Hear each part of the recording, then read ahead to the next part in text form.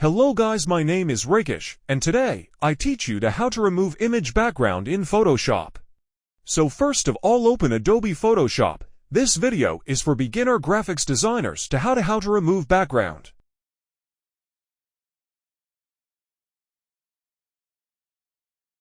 After that, click New File and select what you want size and background color. This is width and height. Your background size you can change easily of this.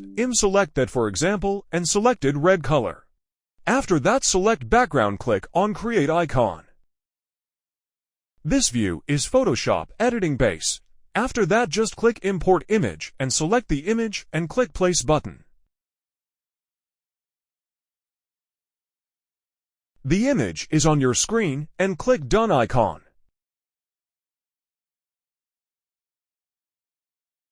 After that, click remove background box and wait for 5 seconds. So you can show now background is removed easily.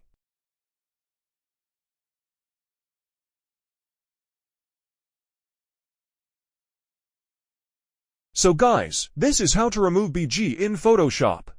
If you interested this video, please subscribe this channel for more videos. Thank you.